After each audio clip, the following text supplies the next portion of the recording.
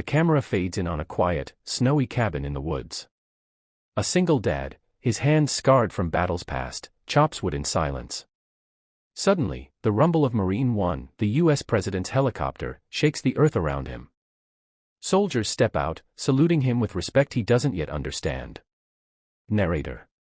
He never asked for recognition. He never thought his simple act of kindness would echo across the nation. But one choice, on an ordinary flight, would soon change his life forever. The story rewinds, taking us back to the beginning. John Miller was no stranger to pain. A single father and a war veteran, he carried scars on the outside and inside. His wife had passed years ago, leaving him to raise his 10-year-old daughter, Lily, alone. Life was hard, but Lily was his reason to fight every day.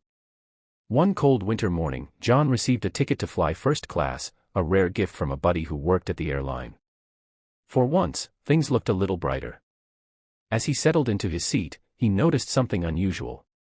A woman, her face and hands covered in severe burn scars, walked timidly down the aisle.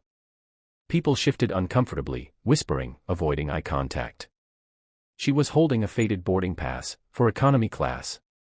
Lily, sitting beside her dad, tugged at his sleeve and whispered, "Daddy, she looks sad." John's heart clenched. He had seen those same looks when he returned from war, when people saw the broken pieces of him instead of the man he was. Without hesitation, he stood up. "Ma'am," he said gently, smiling, "this seat belongs to you now." The woman's eyes widened. "No. I can't take your seat." But John insisted, placing his hand over his heart the way soldiers do. "Please. It's an honor." The flight attendant, moved to tears, guided the woman into John's first-class seat. John and Lily walked back to economy, squeezing into smaller seats with no complaints. Lily whispered, "Daddy, why'd you give up the big seat?" John kissed her forehead. "Because sometimes the greatest battles aren't fought on fields, but in hearts. And kindness is the only weapon we should never put down." Passengers who had looked away earlier now stared at John in silence. Some were ashamed. Some were inspired. But none would forget the moment. That night, the woman, later introduced as Sarah, a nurse burned while saving patients during a hospital fire, couldn't stop crying. Not from pain, but from the dignity John had given back to her. What John didn't know was that someone important had also been on that flight. Watching. Listening.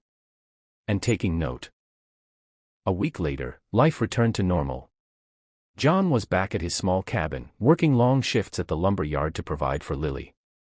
Bills piled up, and loneliness sometimes broke through his tough exterior. But he never complained. One frosty morning, the sound of rotor blades shattered the stillness. Lily ran outside, eyes wide. "Daddy, there's a helicopter." John wiped his hands, squinting as the massive Marine One descended onto the open field beside his cabin. Soldiers in crisp uniforms stepped out. A man in a dark suit approached. "Mr. Miller," he said formally, "the President of the United States requests your presence." John blinked, thinking it was a mistake. "The President? Me? Why?" The man smiled. "Because of what you did on that flight." Sarah's story reached him. "And America needs to hear about heroes like you."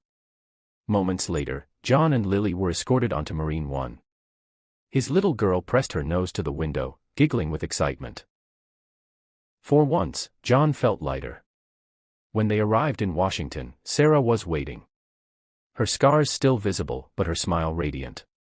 She hugged John tightly. "You reminded me that I'm more than what happened to me. You gave me back my courage." At a White House ceremony, the president himself shook John's hand. "You didn't just give up a seat. You gave someone back their dignity. That's the kind of hero this nation needs."